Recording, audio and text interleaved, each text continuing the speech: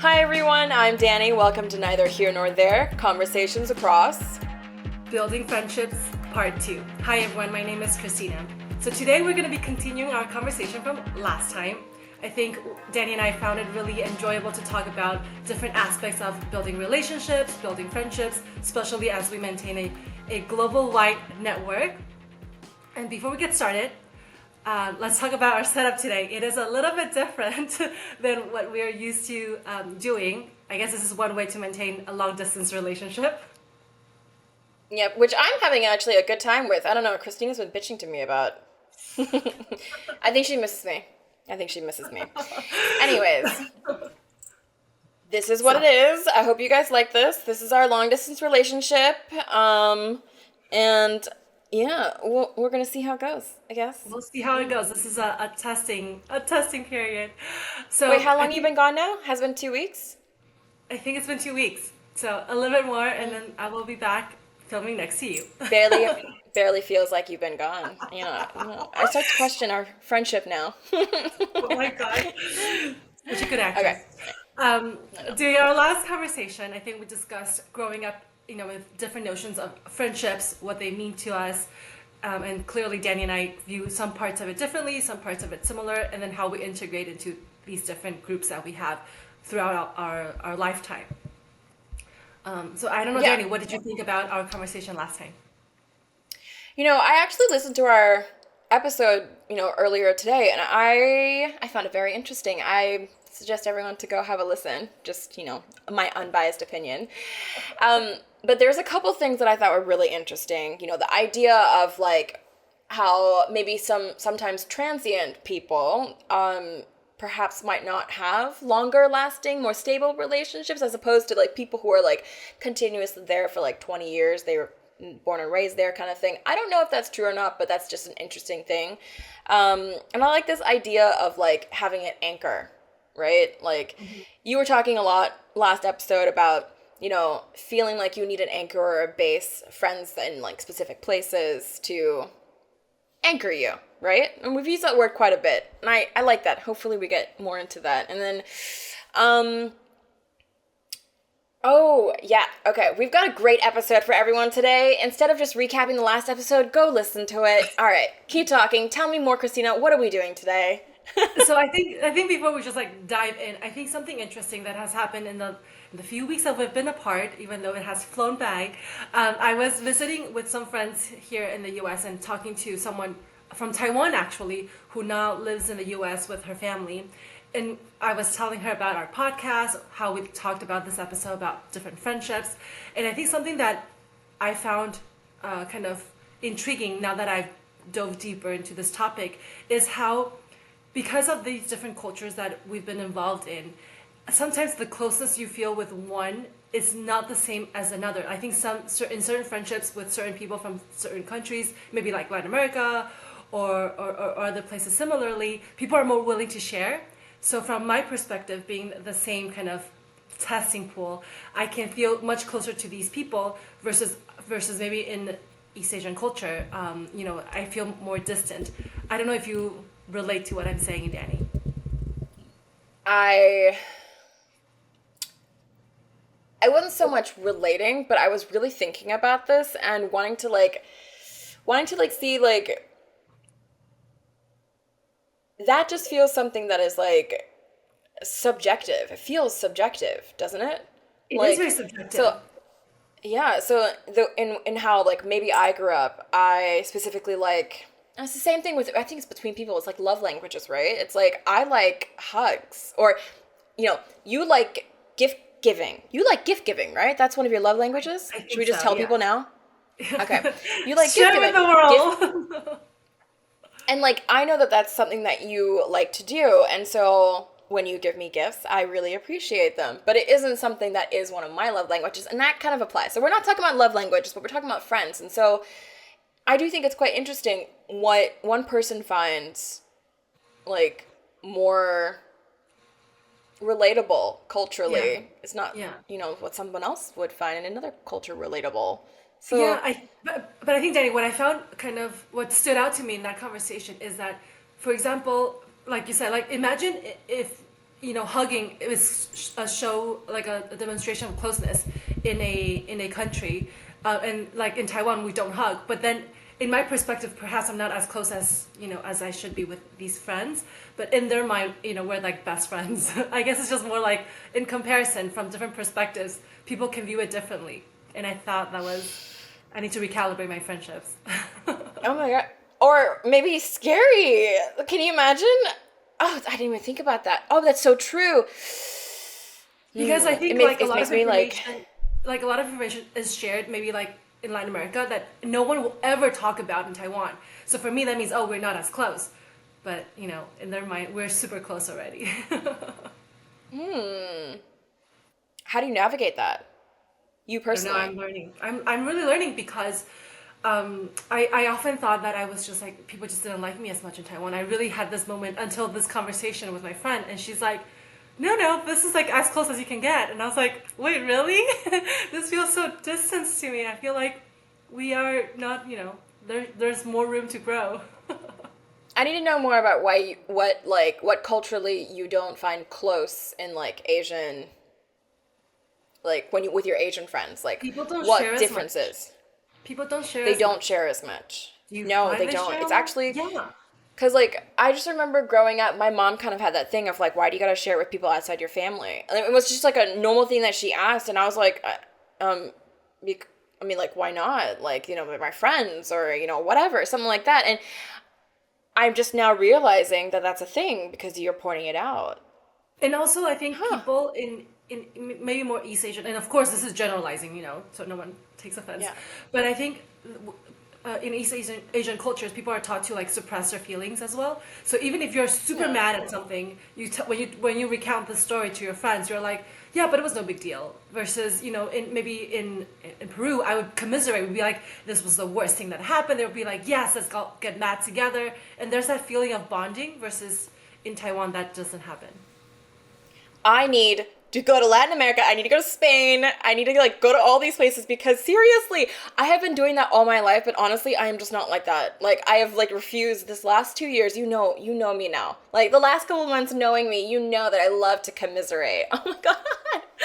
Yeah, but most of my life, that's so true. I've never really noticed that. I honestly, half the time I go to my friends, I'm like, I'm having a really hard time, this and that. I'm like really sad, but like, it's no big deal. Like, don't worry about me. I'm like totally fine. It's like, don't worry about it. Like, really, really, like, stop worrying. It's like, but I actually do want them to worry a little bit. I don't know. Anyways, So I try not to do that anymore now because I don't want to have to like, what's the word? It's like, invalidate my feelings of the situation, I suppose. I find that quite interesting. And I'm actually now, like, because I saw one of my, like, Taiwan friends today, and it's so interesting. So the people that I've made friends with in Taiwan here, I actually share, like, a lot with them. Not everything. There's only one of them that I share, like, whatever I feel like in the moment. But, like, that's true. It actually takes a lot to share with with friends in Asian communities. How yeah. interesting is that? Well, I have to dive in deeper into this and see how it goes with time. Maybe they just take longer to warm up to me. I don't know. They do. They will. Like, I mean, my classmates do. Like, the three that I'm, like, close to, and then the one that I'm very close to. Yeah, Maybe if I you're ask her imposing questions, she'll yourself. answer me. Yeah, but maybe they think you're like a little bit more mixed, so they're more open to answering your questions. I don't know. You know what? You actually might be right. And I think I'm going to ask them these questions because that's a pretty important question. I'm going to ask them the question. Okay. Thank All you. right. All right. Anyway, so as you Okay. can see, growing up, I think, or not growing up, but as we adult, the concept of friend is evolving, and I think compared to kind of what we discussed growing up, our childhood, how friends become a role in that aspect. How do you feel like friendships or the concept of a friend has evolved as we age? Ooh. I need you to start. I need you to answer that question for me to get me some inspiration because I have a lot of ideas about this, but I need you to start first. All right. So I think for me, what I've seen evolve a lot, especially spending most of my time in like the Western culture, is that I do think people focus a lot more afterwards in their partners, in their families, in their children, which is understandable completely. But I do think it's a little bit of an extreme switch where once that starts, you kind of feel them disappear. And I don't think there's anything right or wrong about it, but I just feel like it becomes like like a side product of a lot of things until maybe when they're much older, then they come back to trying to form friendships and a lot of that. And I think what I find that a little bit confusing sometimes is that you you see people in these like relationships and they are fully in it, but once that ends, then they come out thinking, I don't have a support system because I didn't spend enough time investing in that. So I see a lot of that dichotomy. I'm not saying that's like the way to go or not, but it's just kind of what I've observed. Okay, and was this like in your 20s, or do you even see this in your 30s?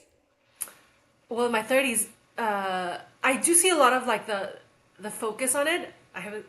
Fortunately, I haven't seen anyone separate or divorce, so hasn't been a huge thing that I've seen, but yes.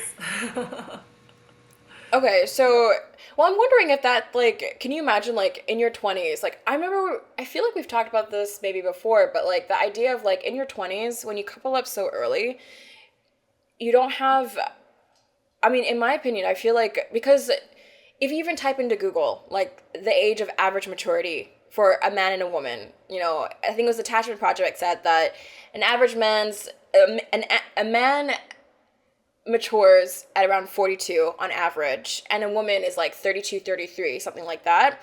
And like, to me, if you couple up so early like that, and if you have, especially if you have kids, like a lot of the people from like our parents' generation, I feel like you don't spend enough time getting to know yourself. And so when that happens, you kind of, and then so you just end up being like a duo. And then I suppose in that way, I feel like you know where I'm going with this. I need your help. I'm brain farting all day. All right. No. But you get what I mean. I understand. Also, because like, yeah, like people, don't have their identity, and then when that becomes their whole thing, it can become very daunting to think about, individual kind of relationships and all of that. But I think, I don't know, like I see that, like the reason why I'm bringing this up, Danny, is because I know we briefly mentioned last time, but there's this book that I read called The Other Significant Others. And I thought it was really something to think about, because I think by over-indexing on focusing on the nuclear family and all of that, which again, it's not that it's wrong, but it means that a lot of other relationships like friendships and whatnot, if they are able to kind of prioritize that a little bit more, society kind of looks down upon it, right? Like if one day someone decides to choose friends over their children, their partner, it's like you are the worst person that existed. Hold up, though. There's a lot to say about that one. So, first of all, I do think that the old way, the traditional way of, like, your significant other needs to be your best friend. Yes, I think that they should, of course, be your best friend in the sense that, like, a best friend is a person that you share a lot of things with. I don't think, but the thing is about that is that, like, a best friend is the type of person where you enjoy spending time with them, right? So they kind of need to be your best friend, right? Mm-hmm. But the thing is about that is that I think there's so much pressure on that person. We have discussed this before, and I really like the conversation we had. It's one of the first things that like made us want to do a podcast together, I think, is the fact that there's so much pressure on the significant other to be everything. So like, we have to like all the same music, we have to do all the same things, we have to always spend time together every day. And like, yes, it's good to see them every day, but like, I think that it is still good to build yourself, and it is important to build friendships outside of a relationship, because it's like going out to find more information and coming back and being like, look what I learned today, honey. Yeah. You know what I mean? I understand. But I think it's more about whether I think people would be willing to accept something that's not, the way that we've kind of grown up thinking of what is important in our lives. Do you think that our generation is more open to that? Because, let's see, I feel like growing up, I feel like that was a thing. Is it though? Because like, I felt like growing up that was a thing, but I feel like a lot of my friends now, I feel like that's not so much. Like, I have one girlfriend who honestly she has like three friends, so she doesn't really want to have like a lot of different friends. I think she would have trouble if she broke up with her spouse, to be honest. But okay, moving on from that, I do have like a lot of my other friends, they do have friends outside. And they actually make it a point to be like, I need friends outside of the relationship. Because it's a bit of a separate life. You you don't do everything together. And it's not like it's like it's like having an extension of you. Like in the sense that like you're with yourself all the time. That's one thing. But imagine being with another person all the time too, sharing. Hold on. No, that sounds like I'm like not looking for a committed relationship or like don't want one. That's not it. What am I trying to say? I don't even know what I'm trying to say. Let's pause. I think let's kind of dial it back a little bit because I'm not saying people should not have friends or have friends, but beyond that, I think the idea of priorities. So remember how we discussed, like if your significant other comes to you and says, Danny, I have this one best friend that I need to prioritize over you, how would you feel about that? Like no one, I think, would accept that, I guess. But the I think idea you of gotta like build someone. this. Sorry, go Yeah. ahead. I think you got to build this scenario for people because the way that you built it for me really was really great. Like the way so at first when you first told me this idea of like okay, what was the scenario? It was like the documentary that you watched. There's two guys. Imagine two guys that were like best friends. They've been like best friends from like forever, from the beginning, and they like grew up together and they did everything together, like everything. Okay, but then they both have girlfriends, right? And then they said to each of their girlfriends like, I love you and everything, but this guy is my priority. He's like my best friend, My right? soulmate, And at yeah. first, when you told me that, I was like, that doesn't sound nice to me. But then you sold me because it's like, why Told did you you sell what- me? You sold me on it because it made a lot of sense in the sense that like, great. Okay, for one, it's great for them. But the second part is, I need you to build the story because I'm gonna respond to that story. I'm gonna give you like But I think scenarios in which case that wouldn't work. But I think you covered it pretty well. Is essentially is that, and I think this is from that book that the other significant others by Raina Cohen. I think the reason why it really stood out to me is because she goes through this entire research of saying how in modern day we prioritize this idea of our significant other and everything else, but there are scenarios where you can have a very strong bond with a friend, you know, platonically, but this person can hold such a important place in your heart or in your life that you would want to prioritize that relationship over others, knowing that this person can be there forever. I mean, we've seen it in some sort of modern day TV shows. For example, in Grey's Anatomy, right? You see Meredith Grey and Christina Yang being each other's quote unquote person, and they have to build their lives around that. I guess the question has always been, we see that in others and we say, yes, we should accept that. But if you are in that relationship with these people, how would you react, right? Right. And I also want to note, like, when you said Meredith and I don't watch Grey's Anatomy. Meredith, I only watched the first season like 10 years ago. Meredith and who? Christina. Christina was the sorry, and it's the worst because Christina was like the best character. Christina Yang is such an amazing actress. Oh, she's so great. Anyways, okay. I remember so like those two being best friends, it made a lot more sense. And I'd like to like just shout out the what is it? The inequality there. If like two guys were doing that versus two girls. Mm-hmm. Yeah, that's totally a thing. Because Meredith and Christina, it feels a lot more normal and people are like, yeah, sure, they're two best girlfriends. Sure. But if there's two guys, like I feel like there would be a lot of That's exactly what the book was talking about, saying how because of that a lot of men don't have close friendships because they feel like they shouldn't. And it's all like it's an interesting book. You should take a look at it. Maybe that's because of the traditional norms of like, you know, what a family does. Like a guy, like he needs to focus on protecting his family, on in raising his family and all that kind of stuff. This is an interesting topic. And then I would also like to like I remember when we first talked about this though, the one thing that really threw me off was like imagine I think it's because of the way it was phrased. Like I would love for a guy to have a BFF and like have like a very strong bond with like a friend. That'd be great. Yeah, but Like, Danny, but okay, how close do you want? Like, you'll be like, yeah, but if you decide your life around him, that's a no go. so this is where the questions come in. The question is for me is if I have a kid with this guy, he's got to prioritize the kid. Like, it has to. It just has to prioritize the kid and the family. Otherwise, I'd be raising the child by myself. And what's the So point you of think having him? you're thinking more of a practical sense. This is a practical sense. Now it's a practical sense. It's like, well, yeah. When you end up having like a unit with someone, like you create a family. If those two want to create a family, they want to raise children together. Go for it. Like they don't want to have sex, fine, whatever. Don't have sex. But like if you're just gonna do that, like, yeah, do you see what I mean now? So like, me and you were BFFs, all right. All right, I mean, would you categorize that? I mean, I don't think adults really have BFFs, but there's no other way to, you know, categorize Adults it who have as like, you know, BFFs? Okay. A lot of people are going to be well, disappointed in that concept. no, in the sense that like, you know, it's not like best friends forever. It's like, you know, we're really good friends. We talk all the time. We like discuss many different topics. We do a lot of different things together, whatever. You know, being open and vulnerable. I talked about the last episode. Watch it. But like basically, yeah, it's basically like you're like right now you're like my really good friend.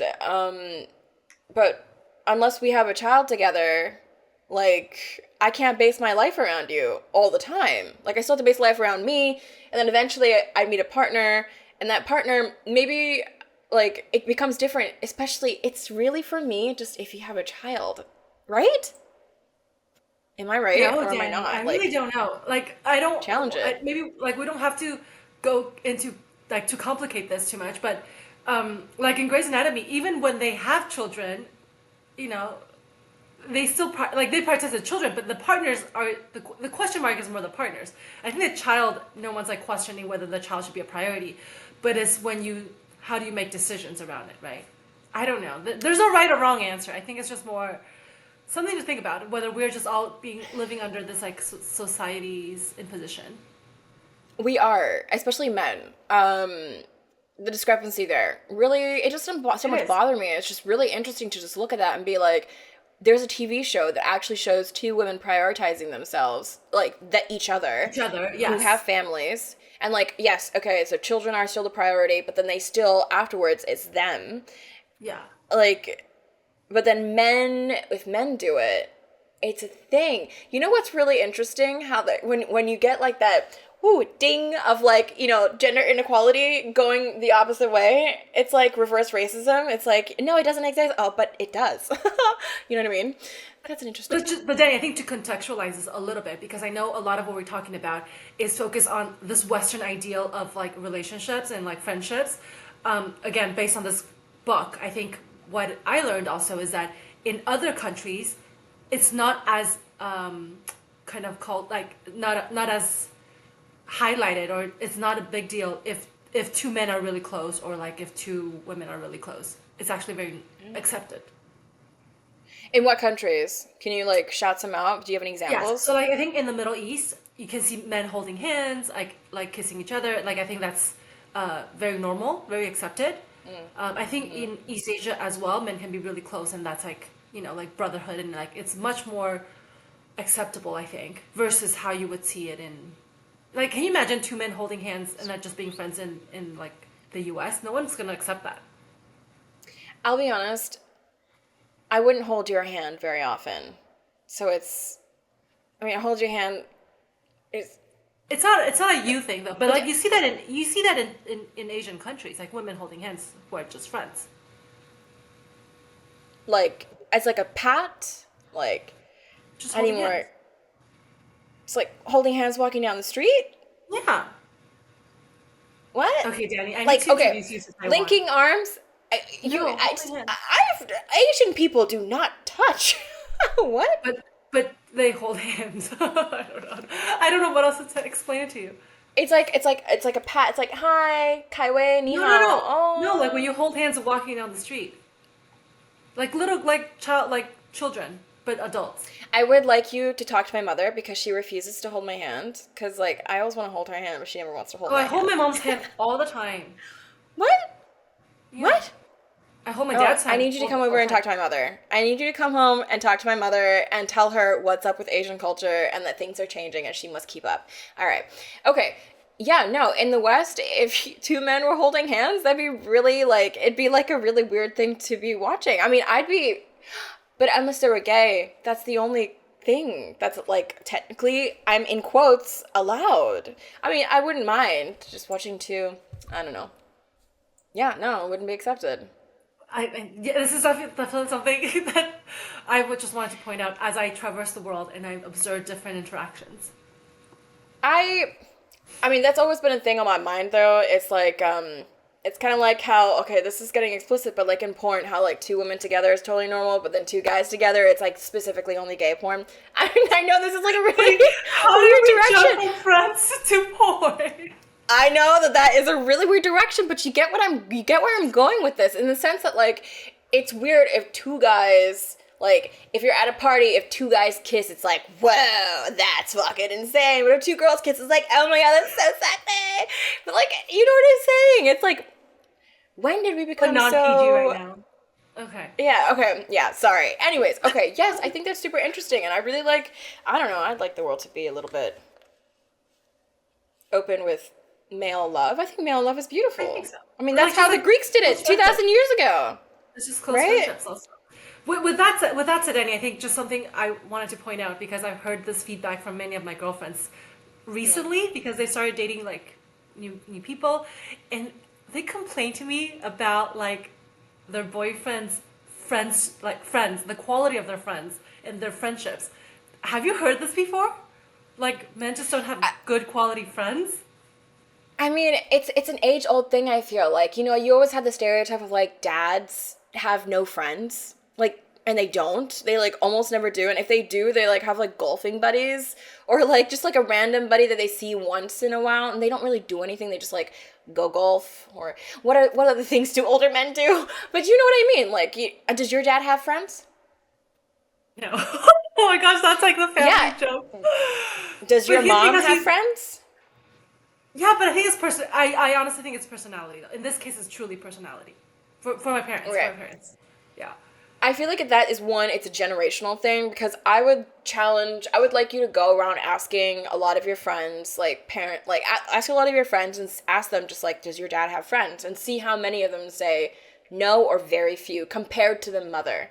Like, it's the same thing with like me and my Okay. family. My dad is actually a really sociable person, but my mom is also quite sociable, but she's less sociable than he is, but she has more friends. Oh So like really? that was yeah, that was always a thing like growing up. It was like dad has no friends.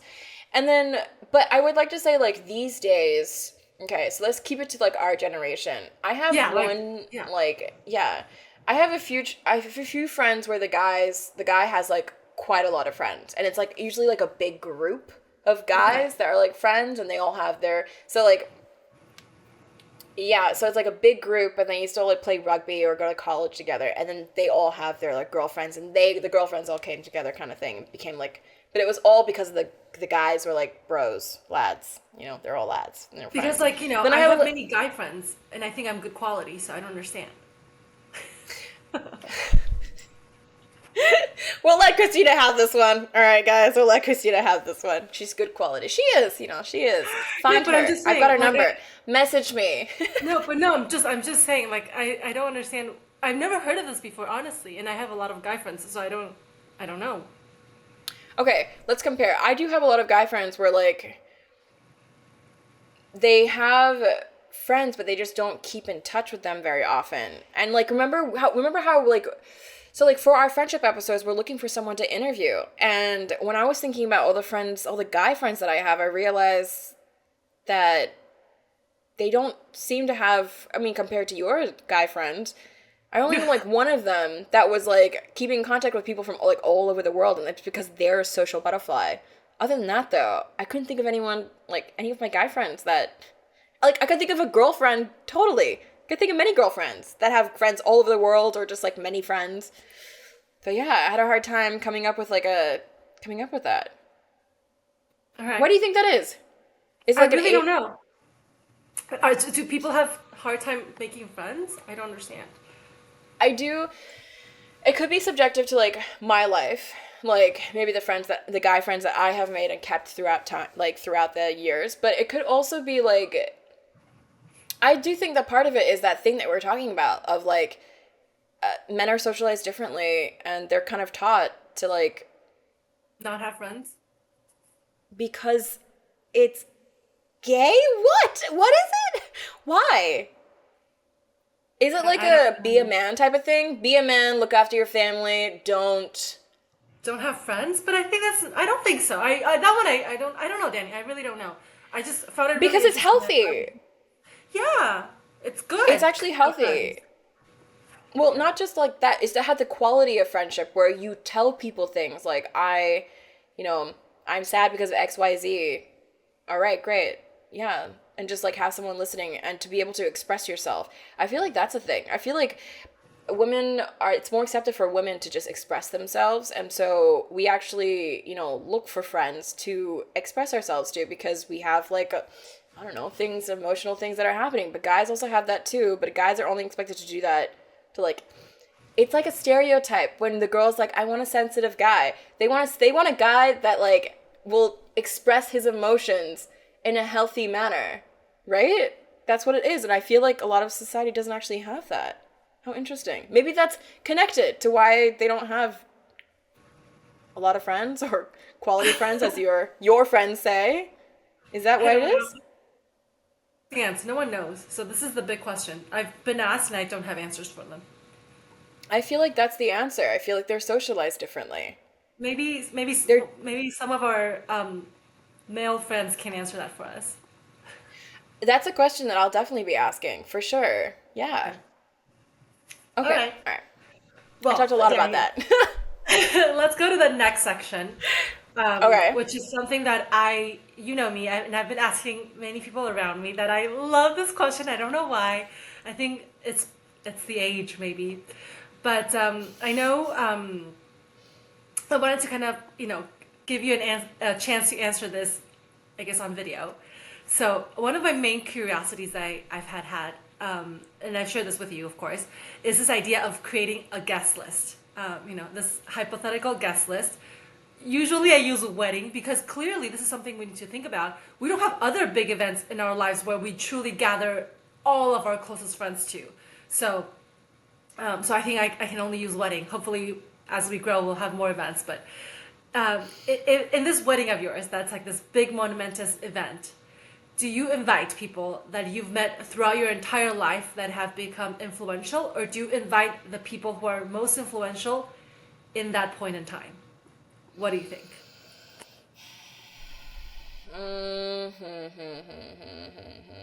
You are right. Sorry, I got like a pit stop there. Is that there is no other moment in your life in which you will invite so many people from your life. Like, think about it. Baby? No. Even on your death, like if you were young and you had Funeral. like cancer or something, no, not even funeral, just like I'm dying, I want a dying party or something. Yeah. That's not a thing. Can you But imagine I that's think not a thing? people would drop, like people would make the effort to fly across the world for it. I think for For a babies, no wedding. one, for weddings people do. I think if you are dying, people would. But like for nothing else, like for a birthday, for a baby, no one's like, I'm gonna rearrange my schedule to be there. Like I haven't heard that as much, unless you're super Yeah, but super and super it's close. also like a different story. So like if you're dying, it wouldn't be like one big blowout. It could be one big blowout party. Yeah. Anyways, but the wedding is different. It's like come together. Yeah. So the wedding is different. So I still have a hard time with this one. Um, but like, what if you have? I would like the answer to be no. No. It's a snapshot in Danny, time. Like, I know what answer you would want. Your answer would be, I wish I had enough resources that I can invite both. yeah, okay. If resources was not an issue, I would love to invite everyone. But also, yeah, I would like to invite everyone because I'm a romantic. I'm a hopeless romantic. I think, everyone should join in my journey. Just anyways, but that's if I want to have a wedding in the first place. I mean, you're gonna throw that wedding for me, so I don't have to Okay, worry but like about going throwing back it. to the guest list. So you think it's a snapshot in time? I It has to be. It has to be a snapshot in time. Because no, no, we're gonna disagree on this. It is not a snapshot in time because I would still love to invite my like BFF who like I don't see every day. Like, and the reason why we don't see each other every day is because she's busy. She just had a kid and she's busy with like a lot of different things, and Yeah, I'm Danny, also but busy with my this person life. is still in your life. When I say snapshot, or sorry, compilation, like, through time, is people who are no longer in your life, that were the big part of your life, but you're no longer in touch with. And a lot of people try to bring those friendships back or like those people because they reminisce about it, which is fair. Yeah, I'm at the time of my life, like the last couple of weeks especially, I'm just like, "Pfft, nah, I'm tired. I just want the people that are around me because it's tiring. So like you'd have to like, okay, imagine this one friend that I had that like 10 years ago, super good friend, but like we've lost touch and we don't talk anymore. Like there's no reason to bring them back into my wedding. Like But a lot of people do, the thing right? is, Because it's they like would this one probably, event. but not only that, they would probably be butthurt if I didn't invite them to the wedding. Exactly. The thing is, we So don't what do you talk. do? What do you do? We don't talk. Oh, at that point, I'm too old for that. I'm too old for this to like bicker about this shit. No, they're not invited, and like I'm sorry, but I'm still gonna post about it because I look pretty in my dress. Like, what am I gonna do? Not post about my dress because you got butthurt? You weren't invited? So I was talking to a friend about this, and the couple's rule was these have to be people that you've seen in the last year, and then that you expect to see in the next year, and they have to have seen them together. So if the couple has not met these friends together, they didn't make the cut. That is a really good rule. It's also a really tough rule. It means that very few people will be coming to my wedding. Because, like, I don't know, so many of my friends. Okay, you make a good point. I like that. I like that. So, what about you? What would you? I think I want the Christina. Give me like an entire overview of why. Give me all the bullet points. I think it's just for the longest time I thought it would have to be like a compilation of everyone I've ever known in my life that have been influential at some point, like friends that I considered super close when I was in high school or in college. And I think this, and then now with time, I think everyone's leaning more towards people who are more kind of present in your life at that moment. But this thought really came through because during COVID, there were wedding invites that were sent out for weddings that were supposed to happen during 2020, and because a lot of them had to be rescheduled, you see that the guest list changes because of that as well. So then you're like, oh, interesting.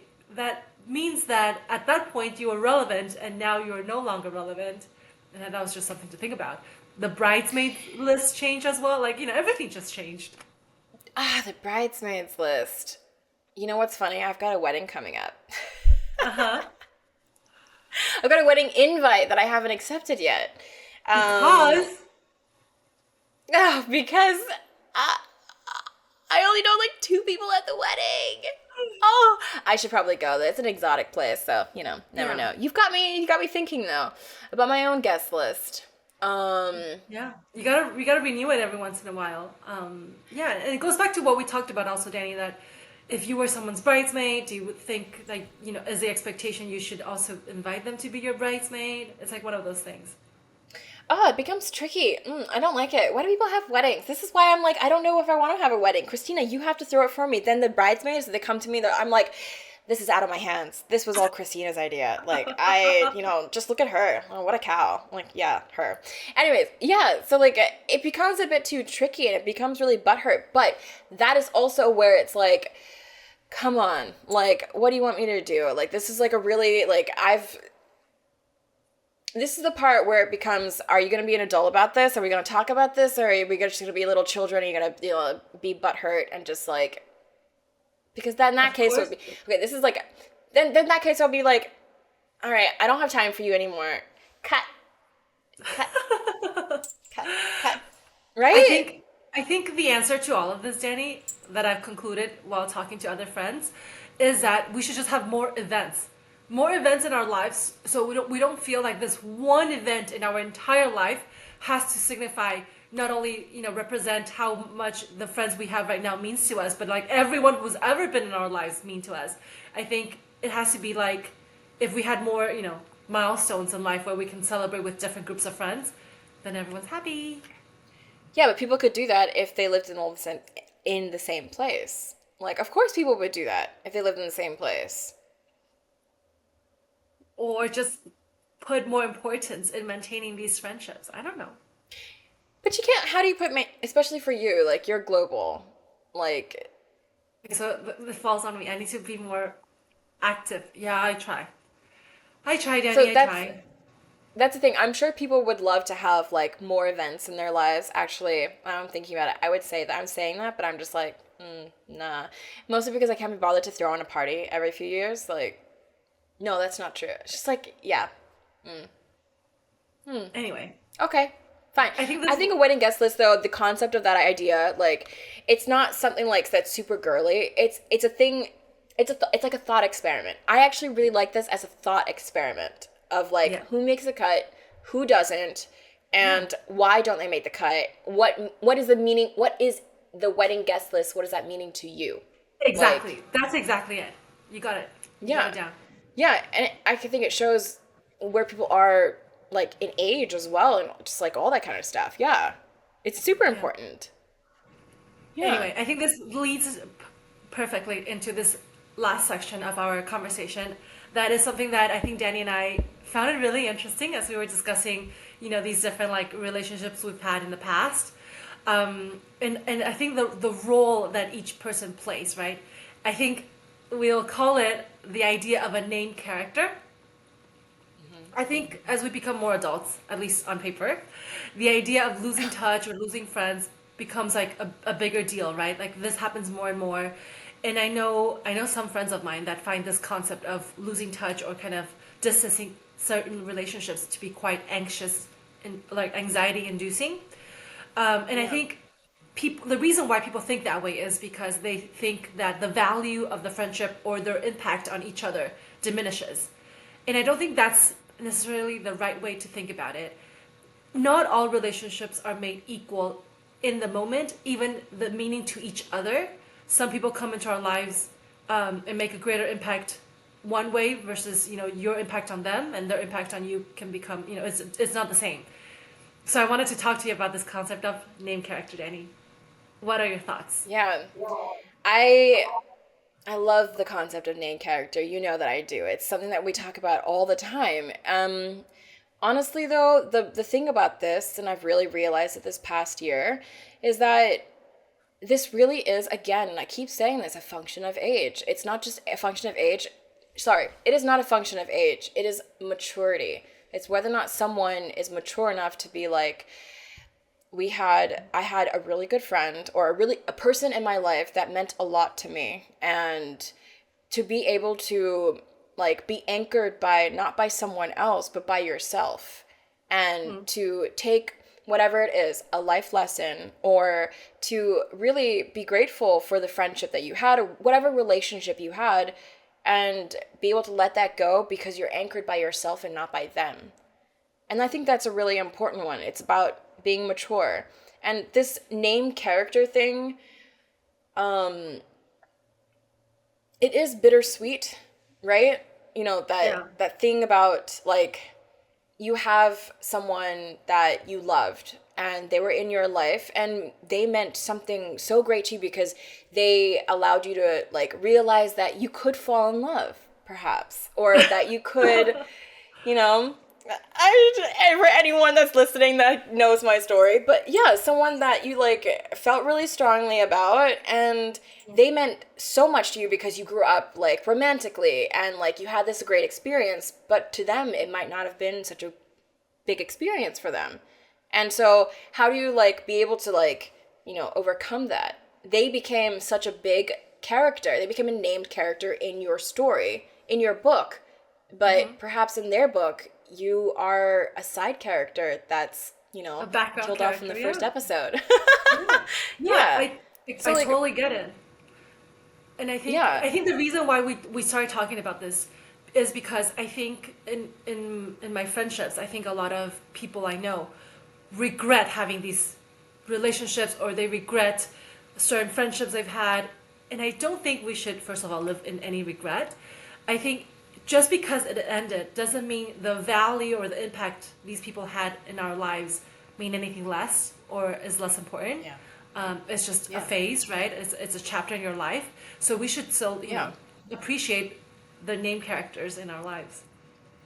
No, for sure. So, like, I mean, we could talk about this one girl that I was friends with for like 20 years. And honestly, we were great friends. And when we stopped being friends, it took me a long time to get over it. Really a long time. And it was only just recently where I really realized it doesn't matter. And, like, it not only does it not matter, I actually really miss this person. And I appreciate just, like, the times that I had spent, even though not all of them were great. It doesn't matter. It's like, because I've also been dealing with this like idea of regret. Like, you have a lot of things in your life that you wish you did better. Because I think we should be, for me now, it's no longer a regret. I don't really regret it because in that moment, that was the best I could do. That was maybe the best I could give this person who was wanting more from me, or that was the best that they could do to give me, right? And moving on from, and just like now, I don't see it more as a regret. I see it as that is, the best that I could do, the best they could do, and that's the way it was. And all right, yeah. So like, there's Acceptance of the situation. acceptance of the situation, understanding the impermanence of life, and I think that is again maturity, and like, you can decide whether or not you want this. And I love the idea of like, maybe like me and this friend in another life, we did, continue being friends and we somehow figured something out or whatever, but that's like a parallel universe, right? Mm-hmm. That's another book written on another shelf, but that isn't the book that I'm reading. That's not the book that I'm living right now. And I love that idea of like, because it helps me with regret. It's kind of like, you fall in love with someone, say, and they don't love you back, and that's maybe they do love me, but they're just not in the right place, right? They're not in the right place. It's not the right place, whatever. They're on a different chapter and I'm in a more forward chapter kind of thing, right? I like to, for a while I like to think like, okay, I could continue fantasizing and living in this other book, like this other parallel universe that was written where the two of us were together. But I now realize that just isn't, I could decide to continue reading that fictional book that I have written in my head, or I can continue living in the book that I'm writing right now, that I'm living and writing right now. And that's my choice, right? And I think that takes fucking maturity. You gotta be mature enough to be like, okay, that book would have been great. That book would have been so good. But I gotta write this book now. So what do you want to do? Name characters. Tell me your thoughts. What do you think about what I said? Like, do you think I'm right? Do you think I'm wrong? Or like, man, there's no right or wrong in this. This is just what it is. It's just what we think. So like, what do you think? I agree with you, Danny. I think as we close chapters, I think that's why we wanted to bring this in. Maybe we'll, open it up and talk more about it, because I don't think we're discussing right now how impactful this concept has been to us. But I think it's the idea of like not holding regret, acknowledge that it's bittersweet, but it's also valuing for what it was and what it has meant in our life's growth and progression. I just don't want people to feel like just because it ended, it didn't mean anything. I think that's like something we should acknowledge and be able to accept in any sort of relationship, not just in romantic relationship or friendships, in anything that we've had. Because back to our original point, life is not so black and white. It's not just either or. Right? So I think we should be able to live in that. So I think that's a really good note to wrap this up. I don't know, Danny, if you have anything else to add. Well, I would like to say something based on the previous episode where I was talking about how like, when me and my friend went to South America and we met people and I wanted to like really keep in contact because I didn't want to lose that connection. I felt like it was such a good connection. I'm like afraid, I get anxious to lose it. That was me before when I was younger in my 20s. But now, like, just because I lose that one doesn't mean I'm not going to find another one down the line. And it doesn't devalue, it doesn't make that one mean any less. And just because I leave or they leave, it doesn't mean that experience becomes less. It just means that was what it was in that time, and that's great. And that's hard though. It is bittersweet. It's very hard to move on. Letting go and living life. Isn't that like a thing? I feel like people have written books about this. I feel like this is what Buddhism is all about. It's what Buddhism is all about. Impermanence. Letting go. How do we do it? Literally, I've been trying to figure out how to do that. Anyways. Yeah, I think Danny will share her learnings in the next in the next episode. Or you can ask me. Oh man, I'm in a place in my life. You All can, right. if you guys want to know more, DM her. So I think You know what? I know we're wrapping up this section, but I gotta say, I miss having you next to me. I just feel like I want to touch someone. I know it's just like not the Asian way, but I need physical contact in front of me. Or I feel like I'm just like talking. There's no that's why I one have a here. Who am I bear. talking That's to? why I have a Oh, you bear. know what? I did think for a second maybe I should go grab a pillow and like hug it in front of me. I should have done that. Honestly, that would have made me feel so much better. This just This feels. bear's You know what's really rude. weird is that for our long distance, I feel like I've been saying I miss you like a lot, but then you have been saying like I don't know about this long distance. You've mentioned that once or twice. Admit it. Admit it to the audience. You have said it once or twice. But this is like the first time where I'm like, I don't know. This is hard for me. Wow. People are gonna think we're super needy, Danny. We need to like I'm wrap this needy. up.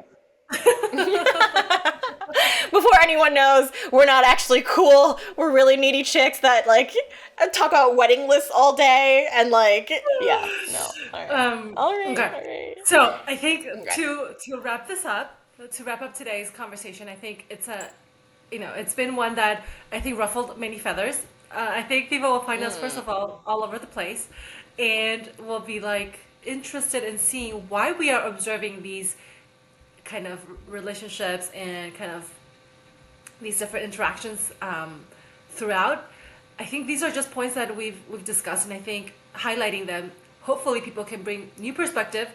I'm actually curious if these observations are only made by us, or if people around the world also feel similarly. Hopefully, people can chime in. How about you, Danny? What did you think about today's conversation? I thought that they were pretty philosophical, to be honest. I think they talked a Okay. lot and they highlighted a lot about society, especially. I felt very strongly and I feel very strongly about male love, male platonic love. I feel Okay. strongly about it. It would make sense to me if men had very strong platonic love, that it would make it easier for them to have romantic love. And that's like what every woman wants. So, like, we should get on that. We should I really mean, get yes, on yes that. and no, Danny, but like I agree with you. I think people, that's just like for mental health and whatnot. But with that said, I don't think a lot of women would be okay sharing that. To be fair, We have got to talk about that next episode. What? Yes, I don't disagree with you, but you are correct. We need to talk about. Okay, this is something for the next episode, and we're going to deep dive into it right after we hang up with all of you.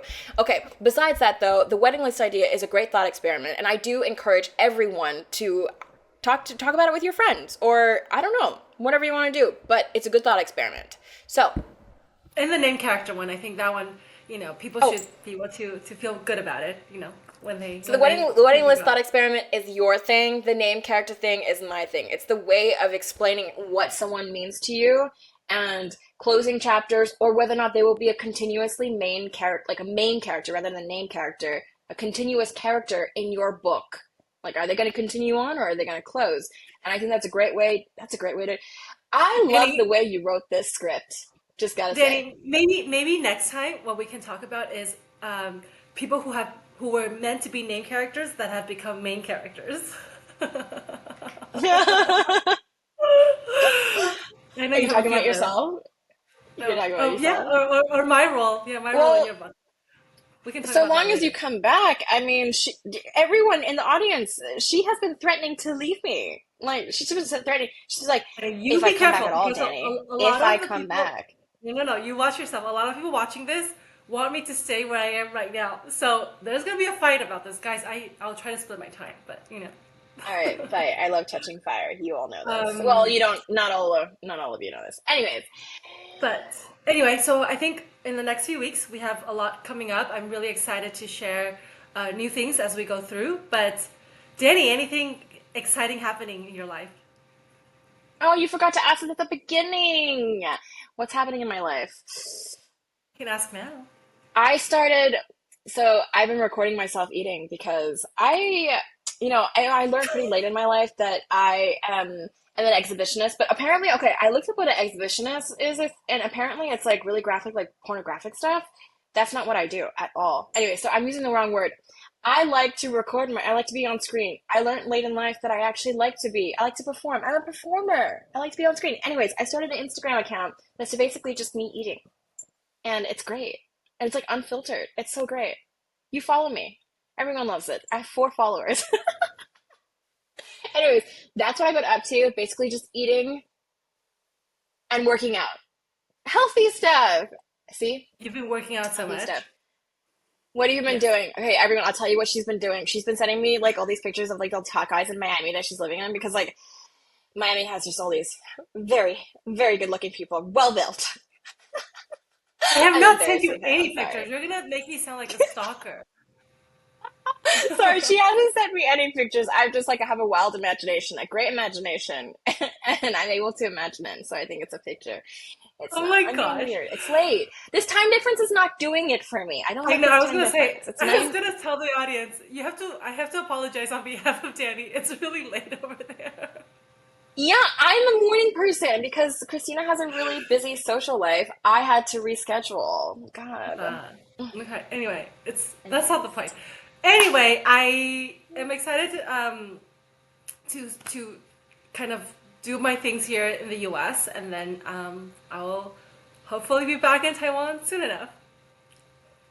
Yes, you will be. I'm sorry, everyone. I took up time speaking about what I'm doing that we forgot to talk about Christina, but it's okay. I'll ask her next time. All right. Sounds good. Well, anyway, thank you all for listening. This was neither here nor there. Conversations across. Part 2 of friendships. Let's keep getting to know each other, everyone.